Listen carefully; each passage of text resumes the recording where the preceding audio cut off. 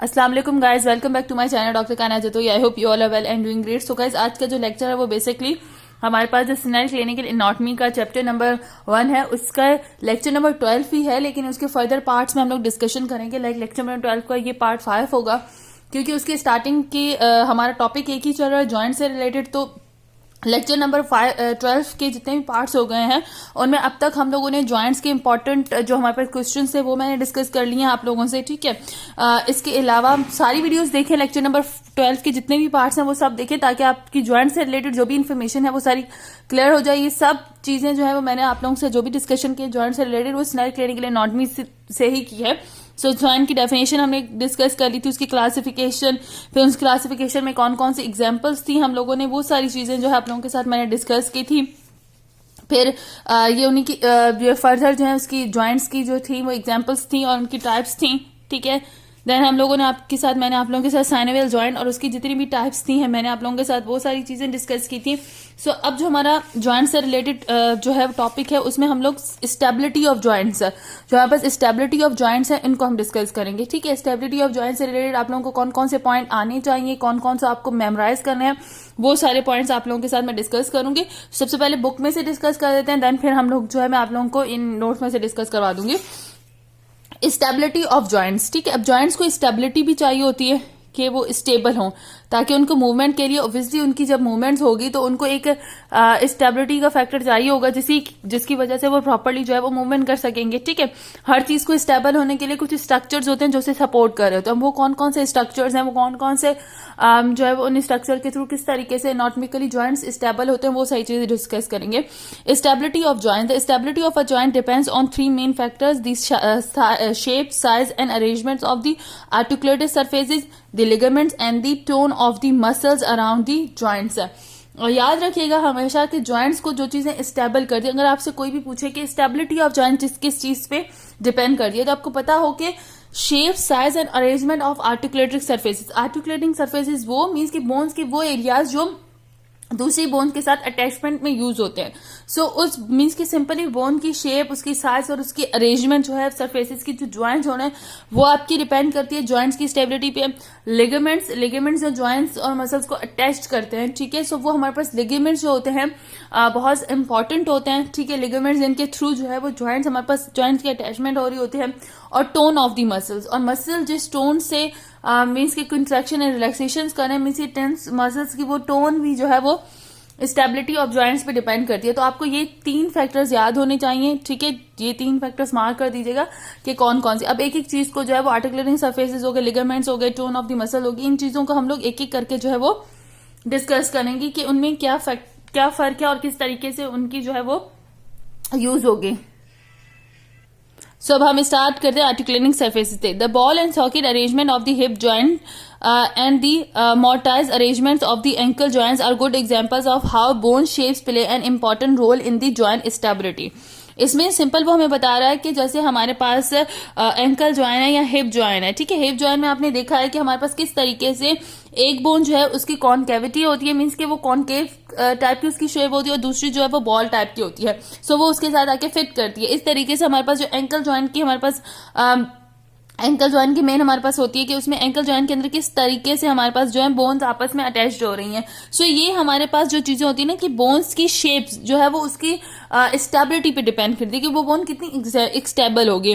Other examples of joints however in the shape of the bones contribute little और nothing to the stability include the acromioclavicular joints, the calcaneocuboid joints and the knee joints. इसके अलावा हमारे पास जो हमारे पास अच्छा देखो, उसमें हम बॉल एंड सॉकेट जो है ना और एंकल जॉइंट में बता रहे हैं कि किस तरीके से बोन्स की कॉनकेविटी और कॉन्वेक्सिटी ये डिपेंड करती है, मीन्स कि कॉनकेव हो गया या उसकी किस तरीके की शेप है। For example ball and socket joint की हो गई वो थोड़े, और एंकल जॉइंट हो गए वो थोड़े स्टेबल होते हैं, क्योंकि उनकी दोनों बोन्स जो होती हैं वो एक दूसरे के साथ इस तरीके से कोलैबोरेट कर रही होती है, उनकी शेप इस तरीके से होती है कि वो एक दूसरे के अंदर फिट हो जाती है। फॉर एग्जाम्पल यहाँ पे देखो, ठीक है, यहाँ पे क्या हुआ, ये हमारे पास जो है वो हिप जॉइंट है। हिप जॉइंट के अंदर देखो यहाँ पे हमारे पास किस तरीके से ये हिप बोन और फिर हमारे पास जो है वो हमारे पास फीमर है वो किस तरीके से अटैच्ड हो रहा है। सो इनके अंदर as compare to knee joint, ये जो हमारे पास नी ज्वाइंट है as compare to knee joint, ये ज्यादा देखो ये अच्छे से एक दूसरे से फिट हो रहे हैं, ठीक है। सो वो यही बात कर रहा है कि नी ज्वाइंट्स के अंदर एंड कैल्किनोकोबाइडल ज्वाइंट्स हैं उनके अंदर बोन्स की शेप इतनी डिपेंड नहीं करती, मीन्स कि वो इतना रोल प्ले नहीं करती स्टेबिलिटी के लिए। यहाँ पे लिगामेंट्स देखो रोल प्ले कर रहे हैं ज्यादातर, ठीक है। तो वो सारी चीजें बताएंगे। सो इस तरीके से बोन्स को उनकी जो शेप्स हैं, बोन्स की जो शेप्स होंगी ना वो डिपेंड करेंगी उसकी स्टेबिलिटी पे। अगर दोनों बोन्स की शेप एक दूसरे से, जाहिर सी बात है आपको पता है कि आप किसी भी चीज को किसी भी चीज में फिट करते हो तो आपको पता होता है कि जो दो चीजें हम लोग फिट कर रहे हैं उनके शेप इस तरीके के होंगे वो एडजस्ट हो जाए एक दूसरे के साथ कॉपरेट करें और फिर उस तरीके से उनका काम में इफेक्ट आता है, ठीक है। उसके अलावा इन्होंने लिगामेंट्स के बारे में बताया। लिगामेंट्स के बारे में क्या बताया हमें कि fibrous ligaments prevents fibrous ligaments prevents excessive movements in a joints, but if stress is continued for an excessively long period, then fibrous ligaments stress. For example, the ligaments of the joints between the bones forming the arches of the feet will not by themselves support the weight of the body. Should the tone of the muscles that normally supports the arches become impaired by the fatigue, then the ligaments will stretch and the arch will collapse producing the flat feet. अब इसमें वो क्या कह रहा है, इसमें कह रहा है कि फॉर एग्जांपल हमारे पास जो फाइब्रस लिगामेंट्स हैं वो एक्सेसिव जो मूवमेंट्स होती है जॉइंट्स के अंदर, बहुत ज्यादा रेंज के अंदर जो मूवमेंट्स आ जाती है जॉइंट्स के अंदर। सो अब ये मूवमेंट्स अब ये किस तरीके से यहाँ पे फाइब्रस लिगामेंट इसे प्रिवेंट करते हैं। अब देखो फाइब्रस लिगामेंट जो है उस एक्सेसिव जो स्ट्रेस है उसे जो है वो प्रिवेंट करते हैं, ठीक है। जॉइंट्स के अंदर एक्सेसिव जो भी हमारे पास मूवमेंट हो रही है उसको प्रिवेंट करेंगे, लेकिन अगर काफी देर तक वो स्ट्रेच जो है वो कंटिन्यू रहता है, ठीक है, लॉन्ग पीरियड तक, तो ये फाइब्रस लिगामेंट्स स्ट्रेच हो जाते हैं, इनमें खिंचाव पैदा हो जाता है। फॉर एग्जांपल जो लिगामेंट्स हैं जॉइंट्स के between the bones forming the arches, means कि ये आर्चेस हमारे पास ना आर्चेज आप जब फुट पढ़ेंगे ना तो उसके अंदर आपको transverse arch and longitudinal arch और मीडियल लेटरल लॉन्गिट्यूडल आर्च आपको आर्चेस पढ़ाई जाएंगी, ठीक है। जो कि जो हमारे पास फुट होता है उसके अंदर बहुत ज्यादा इंपॉर्टेंट रोल होता है उनका, ठीक है। उनकी अटैचमेंट किस तरीके से फिर वो मूवमेंट करती है वो सारी चीजें आप लोग को पढ़ाई जाएंगी आगे चल के। यहाँ पे वो कह रहा है कि जिस तरीके से जो लिगामेंट्स होते हैं बिटवीन द बोन्स, जो बोन्स हमारे पास आर्चेस बना रही होती है फीट की, ठीक है, वो will not by themselves support the weight of the body, वो weight of the body को खुद से सपोर्ट नहीं करती, बल्कि जो मसल्स की टोन्ड होती है वो नॉर्मली उन्हें सपोर्ट कर रही होती है, मीन्स के सपोर्ट कर रही होती है, नॉर्मली उनको क्या कर रही होती है, सपोर्ट कर रही होती है, ठीक है। Tone of muscles and arching जो होती है फिर उनमें फटीक से वो इम्पेयर्ड हो जाती है, उनके अंदर फटीक नहीं आता, और जो लिगामेंट्स होते हैं वो स्ट्रेच हो जाते हैं। इसकी जैसे लिगामेंट स्ट्रेच होंगे आर्चेस बिल्कुल कोलैप्स हो जाएंगे आपस में और फीट जो है वो बिल्कुल फ्लैट हो जाएगा। सो यहाँ पर मीन्स फाइब्रस जो हमारे पास लिगामेंट्स हैं वो रोल प्ले कर रहे हैं आर्चेस ऑफ द फीट को क्या करने के लिए, बिल्कुल स्टेबलाइज करने के, बिल्कुल फ्लैट करने के लिए, ताकि वो बॉडी के वेट को जो है वो स्टेबल कर सके, मेंटेन कर सके और बॉडी के वेट को जो है वो बेसिकली बेयर कर सके, ठीक है। तो यहाँ पे फाइब्रस लिगामेंट्स इन जॉइंट्स के अंदर मूवमेंट्स में इंपॉर्टेंट रोल प्ले कर रहे हैं। देन हमारे पास आ जाते हैं इलास्टिक लिगामेंट्स, ठीक है। सो यहाँ पे आर्चेस का जो यहाँ पे ये आपको फुट में ना आर्चेस दिखाई गई, ये आर्च ऑफ फुट आप लोगों को इस तरीके से शो करके ये आप लोगों को बता रहे हैं कि किस तरीके से फुट्स के अंदर जो है हमारे पास आर्चेस होंगी जो कि उन्हें हेल्प करेंगी ताकि वो मूवमेंट अच्छे तरीके से कर सके, मीन्स के फ्लैट हो सके फीट और बेयर कर सके इजीली, हमारी बॉडी का जो वेट है उसको बेयर कर सके। सो ये फाइब्रस लिगामेंट्स होते हैं वो हेल्प करते हैं आर्चेस ऑफ द फुट के अंदर।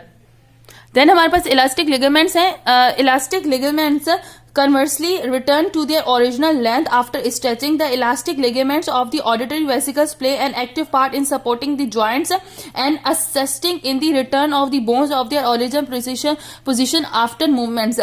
देखो इलास्टिक लिगामेंट्स आप लोग जब एयर्स के स्ट्रक्चर वगैरह पढ़ोगे तो वहां पे आपको इलास्टिक इसके ऑसिकल्स, आपको जो भी हमारे पास ऑडिटरी ऑसिकल्स होते हैं, मीन्स के एयर्स की साइड के अंदर हम लोगों को क्या मिलता है, कोई ऑडिटरी, जब आप मिडल एयर वगैरह पढ़ोगे तो वहां पे आपको ऑडिटरी ऑसिकल्स मिलेंगे, ठीक है। वो क्या होता है कि मीन्स के वहां पे इलास्टिक लिगामेंट्स होते हैं। इलास्टिक लिगामेंट्स क्या होते हैं, वो मूवमेंट जो भी जॉइंट के अंदर मूवमेंट हो रही है, स्ट्रेच कर रही है, उसके बाद उनको जो जॉइंट्स है हमारे पास, ठीक है, उनको इस तरीके से सपोर्ट करते हैं कि बोन्स को उनकी ओरिजिनल पोजीशन में दोबारा से ले आते हैं। आप कोई भी चीज स्ट्रेच करते हो, फॉर एग्जांपल आप रबर बैंड जो है उसको स्ट्रेच करते हो, फिर वो अपनी उसमें इतनी इलास्टिसिटी होती है कि जब आप उसको खोल देते हो मीन्स उसको रिलैक्स करते हो तो वो अपनी शेप में दोबारा रिटर्न आ जाता है. सो ये इलास्टिक लिगामेंट जो होते हैं ना हमारे एयर ऑसिकल में, ऑडिटरी ऑसिकल्स में, मीन्स कि हमें हेयरिंग के जो प्रोसेस होता है मीन्स कि वहां पे जो हमें ऑडिटरी ऑसिकल्स मिलेंगे तो वहां पे इलास्टिक लिगामेंट्स हमारी बहुत इंपॉर्टेंट रोल प्ले करते हैं. सो मीन्स कि इलास्टिक में आपको बताया गया कि यहाँ पे बेसिकली आपको लिगामेंट्स ये बताया गया कि फॉर एग्जांपल इलास्टिक लिगामेंट्स है वो किस तरीके से जॉइंट्स को हेल्प करते हैं कि उनकी पोजीशन ओरिजिनल पोजीशन में स्ट्रेच हुए, उसके बाद दोबारा से बोन को उसके ओरिजिनल पोजीशन में ले आते हैं थ्रू दी इलास्टिक इस प्रॉपर्टी की वजह से. ठीक है, सो ये भी हमारे पास जॉइंट्स में एक बहुत इंपॉर्टेंट रोल प्ले करते हैं. इस तरीके से फाइब्रस लिगामेंट है वो भी बहुत इंपॉर्टेंट रोल प्ले कर रहे थे. सो यहाँ पे आपको सिर्फ एक चीज बताइए कि आपको ऐसी चीजें याद नहीं करनी, सिर्फ आपका कंसेप्ट क्लियर करने के लिए आपको बताया गया है कि लिगामेंट्स किस तरीके से जॉइंट्स के अंदर जो है वो इंपॉर्टेंट रोल प्ले करता है. आपसे कोई इसका क्वेश्चन नहीं पूछेगा, ठीक है, लेकिन आपको आना चाहिए कि हाँ इस तरीके से जो है वो ये इंपॉर्टेंट रोल प्ले करते हैं. उसके अलावा मसल टोन की बात की गई है.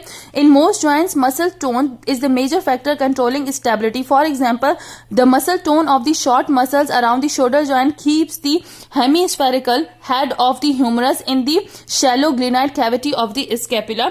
Without the actions of the muscles very little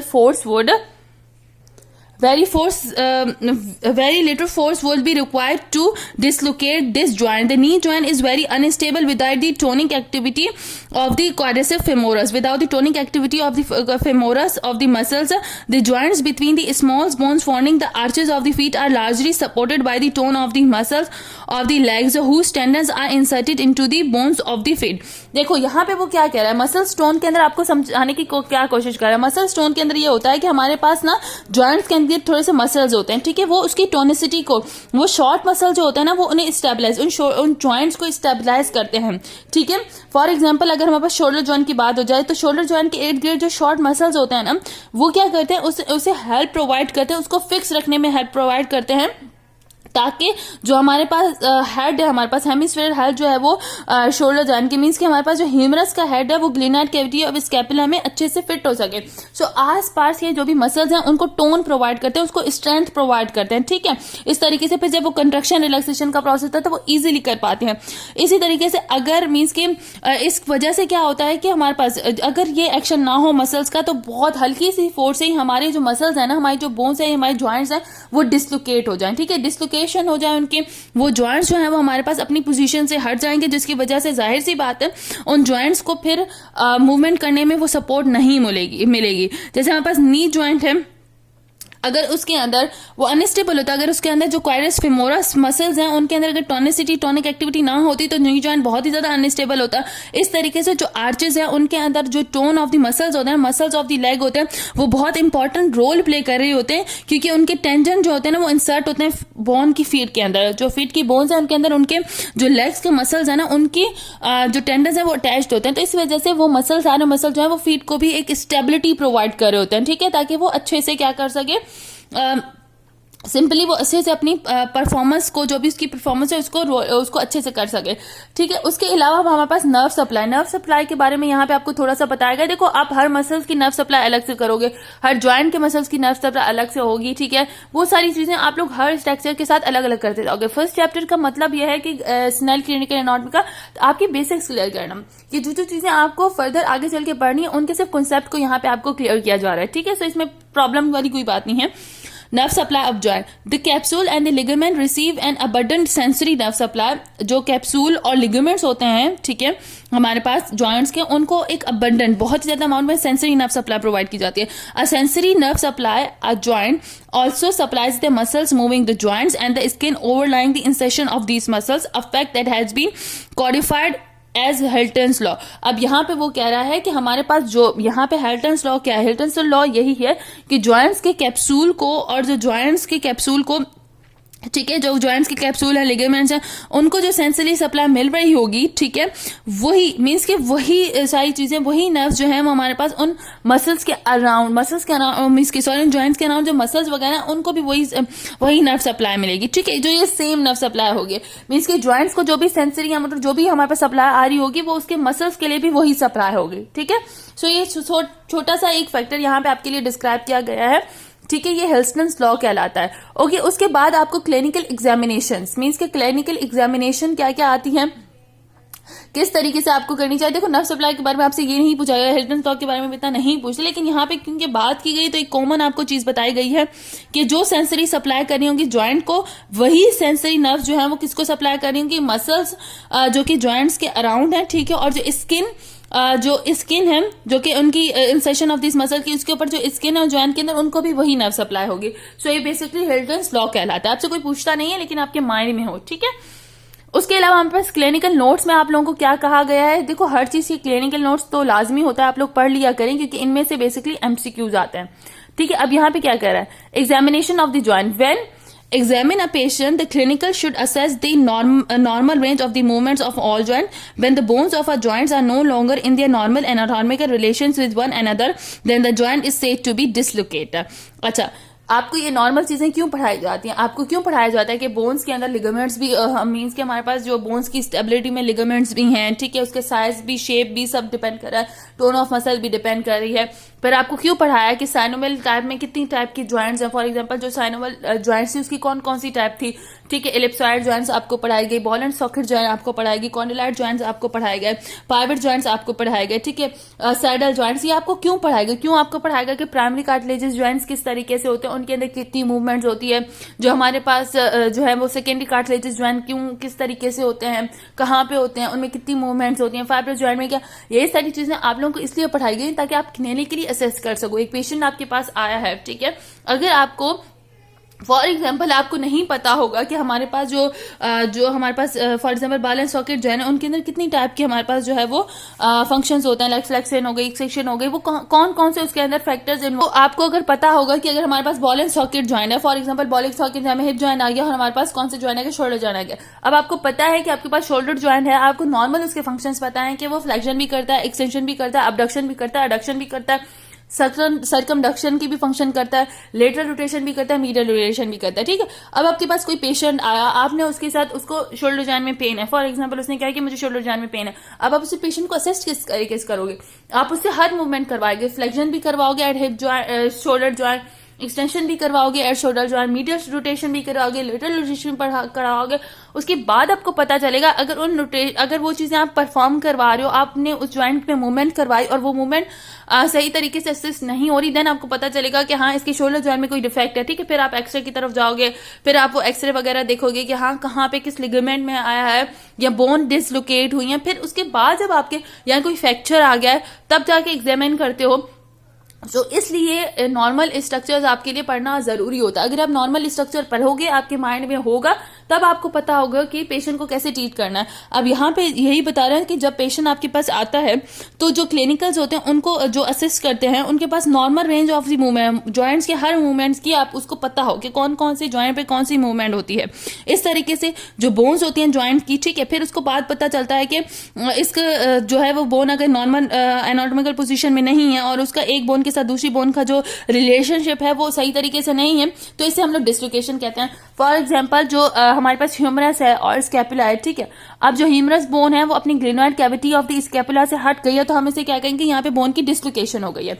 उसके बाद क्या है, some joints are particularly susceptible to dislocate because a lack of the support by ligaments, the poor shape of the articulating surfaces or by the absence of the adequate muscle support। अच्छा, जो कुछ joints होते हैं उनके अंदर dislocation बहुत जल्दी हो जाती है। उसकी वजह क्या है, उसमें ये होता है कि कुछ जॉइंट्स के अंदर ना लेक ऑफ लिगामेंट्स होती है। फॉर एग्जांपल शोल्डर जॉइंट भी का भी एक लिगामेंट जो होता है वो हमारे पास जो है वो उसकी लेखने की वजह से शोल्डर जॉइंट के अंदर भी डिस्लोकेशन जल्दी आ जाती है।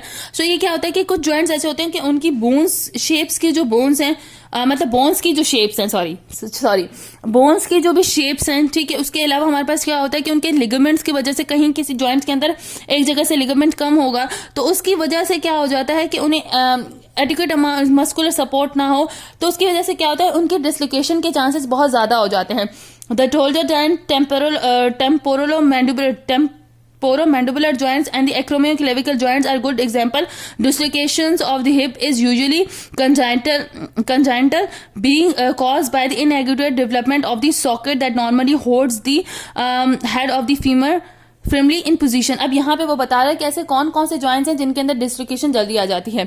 शोल्डर जॉइंट के अंदर डिस्लोकेशन जल्दी आ जाती है। जब अलग से मैं शोल्डर जॉइंट पढ़ाऊंगी तो उसमें आपको पॉइंट मिलेगा कि कौन से लिगामेंट्स की वजह से, किस वजह से इसके अंदर जल्दी से आ जाती है डिस्लोकेशन।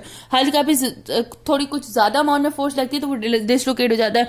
इस तरीके से टेम्पोरोमैंडिबुलर जॉइंट होता है, ठीक है। ये जब आप मैंडिबल वगैरह करेंगे तो उसके अंदर आपको मिलेगा एक्रोमियो क्लेविकुलर जॉइंट, जो क्लेविकल और स्कैपुला, एक्रोमियम प्रोसेस ऑफ स्कैपुला के दरमियान बनता है, वो भी जल्दी से हमारे पास क्या है, डिस्लोकेट हो जाता है। लेकिन जो हिप जॉइंट है ना, वो सिर्फ कंजाइंटल मीन्स के, कंजाइंटल का मतलब ये होता है कि जब डेवलपमेंट हो रही होती है, जब एम्ब्रियो की फॉर्म में मीन्स की डेवलपमेंट हुई, जब बेबी जो है वो भी डेवलप हो रहा है, ठीक है, तो उस फॉर्म के अंदर कंजाइंटल मीन्स के कोई उसे जो है वो उस वक्त उसकी बोन की डेवलपमेंट सही तरीके से ना हुई, जो सॉकेट है उसकी डेवलपमेंट नॉर्मली ना हुई, तो वो हेड ऑफ हीमर को जो है पोजीशन में नहीं ला सकता, तो उसकी डिसलोकेशन सिर्फ इसी वजह से हो सकती है कि भाई उस बेबी की वो बोन जो है वो डेवलप ही अच्छे तरीके से नहीं हुई, हमारे पास जो सॉकेट है हमारे पास हिप बोन का वो सही से हमारे पास डेवलप ही नहीं हुआ, ठीक है। तो इस वजह से तो ये याद रखिएगा कि इन बोन्स के अंदर जो है वो डिसलोकेशन जल्दी आ जाती है। उसके बाद है the presence of the cartilaginous discs within the joint, stably weight-bearing joints, as in the case of the knee, makes them particularly susceptible to injury in sports. During a rapid movements, the disc loses its normal relationship to the bones and becomes crushed between the weight-bearing surfaces. अच्छा, उसके अलावा क्या कह रहा है कि जिन bones के means के जिन जॉइंट्स के अंदर कार्टिलेजस डिस्क होती हैं, फॉर एग्जांपल हमारे पास वेट बेयरिंग जॉइंट्स होते हैं, फॉर एग्जांपल नी जॉइंट है, उसके ऊपर हमारा कितना वेट जो है वो रिलाई कर रहा होता है, ठीक है। अब क्या होता है उनके अंदर, ये जब भी स्पोर्ट्स वगैरह होते हैं तो वो मोस्ट लाइकली क्या हो जाता है कि उनके अंदर चांसेस होते हैं कि इंजरी बहुत जल्दी हो जाए, मीन्स डिसलोकेशन बहुत जल्दी है, क्योंकि रैपिड मूवमेंट की वजह से वो डिस्क जो है वो अपनी नॉर्मल रिलेशनशिप बोन के साथ जो है उसे लॉस कर देती है और फिर क्रश हो जाती है, वेट बेयरिंग सरफेसेस के में वो क्रश हो जाती है। सो ये भी हमारे पास एक जो है वो डिसऑर्डर है, मीन्स की समझ लेंगे क्लिनिकली नी जॉइंट्स के अंदर हम लोग इस तरीके से कि वो डिस्क जो है वो हमारे पास क्रश हो जाती है, ठीक है, क्योंकि अच्छा उसके बाद हमारे पास सर्टेन डिजीजेज हैं। In certain diseases of the nervous systems, synomegalia, the sensation of a pain in a joint is lost. This means that the warning sensation of the pain felt when a joint move beyond the normal range of the movements are not experienced. This phenomena result in the destruction of the joints. अब देखो साइनोमेगेलिया हमारे पास एक ऐसे nervous disorder है जिसके अंदर joint के अंदर मीन्स कि जब भी आपके देखो क्या होता है कि आप इंजरी होती है, ठीक है, रिफ्लेक्सेस होते हैं हमारे पास, काफी सारे ऐसे रिफ्लेक्सेस होते हैं, ठीक है। जब आप स्पाइनल कॉर्ड रिफ्लेक्सेस करोगे तो उसके अंदर इतने सारे रिफ्लेक्सेस होंगे जिसके थ्रू आपको पता चल रहा है, फॉर एग्जांपल कि अगर आपके जॉइंट में कोई भी आपकी जॉइंट में कुदरती तौर पर है, ये सारा नर्वस कंट्रोल सिस्टम आपके जो है वो रिसेप्टर ये सारा कंट्रोल कर रहे होते हैं कि आपको फॉर एग्जांपल किसी जॉइंट में पेन हुआ है, ठीक है। अब आपको किसी भी जॉइंट में चोट लगी है तो आपका वो पेन जो रिसेप्टर्स होते हैं आपको पता चल जाएगा कि मुझे इस जॉइंट में पेन हुआ है, अब मुझे डॉक्टर के पास जाना, अब मुझे ऐसा करना, इस जॉइंट पे ज्यादा फोर्स नहीं करना और इसे ट्रीट करवाना। लेकिन साइनोमेगेलिया में क्या होता है कि वो सेंसेशन, वो जो वार्निंग सेंसेशन होती है ना, वही एक्सपीरियंस नहीं होती, जिसकी वजह से जाहिर सी बात है अगर आपको पता ही नहीं है कि आपके जॉइंट में जो है वो आपके जॉइंट में एक डिसऑर्डर है, ठीक है, डिसलोकेशन हो गई है या आपके जॉइंट में कोई भी फैक्टर हो गया, इंजरी हो गई है, लेकिन आपको पेन फील ही नहीं हुआ। जब आपको पेन फील ही नहीं हुआ तो आपके लिए कितना हार्मफुल सिचुएशन है कि आप उसी चीज को ज्यादा यूज करें, उसकी वजह से जॉइंट जो है वो उसकी डिस्ट्रक्शन हो जाती है, ठीक है। The knowledge of the classifications of the joints is of great value because, for example, certain diseases affect only certain type of joints. Gonococcal arthritis affects large annual joints such as the ankle,